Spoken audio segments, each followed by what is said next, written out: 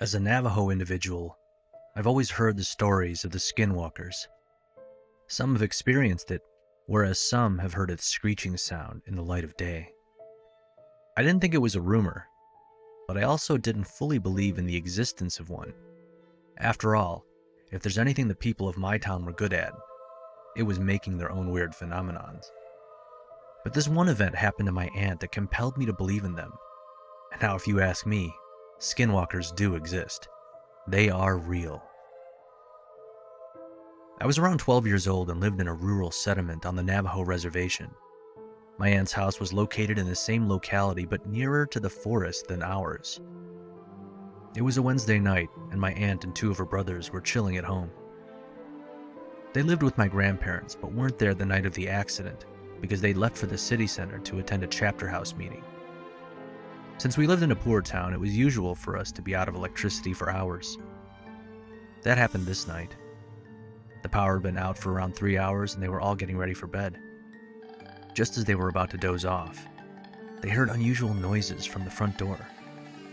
It was around 9 p.m., and it was pretty odd for anyone in the town to be out of their house at this time, especially during a power outage.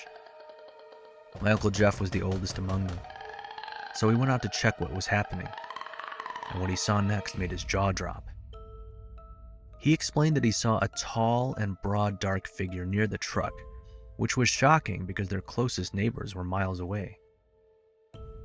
The figure opened the back of the truck and started looking at the things inside, as if it were looking for something.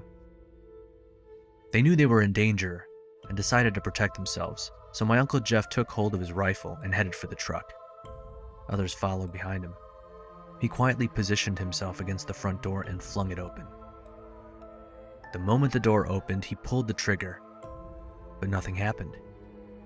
Even if it was directly pointed at the creature, there were no bullets. The sound captured the creature's attention, and it turned its head around to face them. My aunt explained that its face couldn't be seen, but she remembers its eyes. They were so red that they were even visible in pitch darkness. It started walking towards them, utterly unbothered by the rifle that was pointed at it. As it came closer, my aunt started smelling something like a rotten corpse. It was getting stronger by the second, to the point where it made her throw up.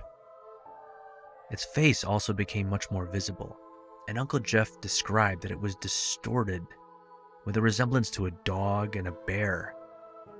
My uncle kept on pulling the trigger, but in vain. They were shaking in fear as it was coming near them, but suddenly they saw headlights in the distance, signaling that their parents had returned. The creature also glanced at the car coming towards the house and ran away to a nearby tree. It hid behind it, poked its head out from one side to see what was happening. Uncle Jeff rushed over to my grandfather as he got out of the car and explained everything that was going on while frantically pointing at the tree. My grandfather rushed inside the house, getting a handful of ashes from the stove, and rubbed it over the gun. He then grabbed an ash-covered bullet from his drawer and shoved it in the rifle's chamber. He got on the porch and fired in the tree's direction. The creature wasn't expecting it to go off, and he took a giant leap backward before running into the forest and letting out a loud screech. It was so loud that my aunt had to cover her ears. My grandmother took her inside the house, whereas my uncles followed my grandfather into the forest. They hadn't gone a long way when Uncle Jeff's foot wrapped around something and he fell on his knees. He cried for help. They picked him up and ran back to the truck, since it wasn't safe to go into the forest without a car. The surface was uneven, and since my grandfather was driving fast, it was constantly bouncing, and the headlights fluctuated. My grandfather says that the creature was running ahead of them, and it would become visible whenever the light would fall upon it. He also adds that whoever it was, it appeared to be female. But what he said next still gives me chills. He told me that when the light fell on it, it was running on all fours.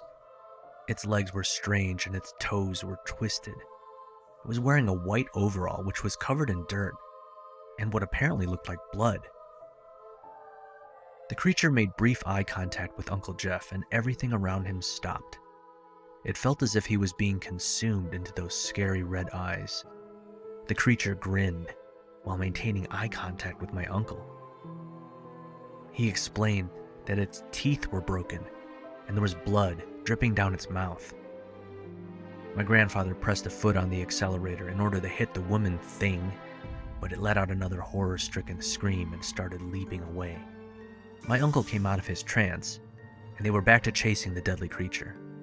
But soon, it stopped when the car hit a big rock and skidded to the side. Before my grandfather could regain control on the vehicle, the car was being pushed, and in a minute or two, it was toppled upside down, all three of them screaming for help. But deep down they knew there was no one that could help them out of this situation. There was a constant force acting on the car, pushing it towards a 20-foot deep trench. They knew that once they were pushed into it, they weren't going to come back. It was now or never. My grandfather started yelling a prayer in Navajo. He sounded frantic, as if he was desperately seeking help from God, from whatever it was that was after them. And it worked. Soon the pushing stopped and silence fell over them. All three of them were breathing heavily, realizing what could have happened if the creature would have pushed the car just a little bit more. Without wasting another moment, my grandfather crawled out of the car and started screaming something in his native Navajo language. My uncles couldn't understand exactly what he was saying, but it sounded like he was calling out the name of a local woman from their own village. He was yelling at the woman to leave his family alone and never come back to them. It kept on going for around 7 or 8 minutes, and then my grandfather turned, satisfied that whatever he was yelling into the empty air would solve their problems. He managed to pull his sons out and get back to town in their now dented car. They didn't sleep at their own house that night, but instead drove over to us because my grandfather said that the woman could still be after the house. The night was restless for them. In the morning, they explained how each of them had weird nightmares of the same creature. My aunt saw the same figure running around the house in circles, whereas my grandfather saw it go up in ashes. Uncle Jeff couldn't stop puking and said that every time he closed his eyes, he was face to face with those same terrifying red eyes. My father was concerned and took them all to church to pray for their protection. The church also gave them a few bracelets to wear at all times. When we got home, we were all watching the local news when one headline took us all by surprise. The lady whose name my grandfather screamed into the dark, thick forest last night had died mysteriously the next morning. The police said that the body had burn marks all over it, but there was no evidence of fire. My dad switched off the TV with a somewhat satisfied look on his face, and I turned confused towards my grandfather and asked him, "How did she die when you didn't even hit her?" What he replied were the words that would stay in my mind forever. "If you know who the Skinwalker is, say their name, and it will kill them."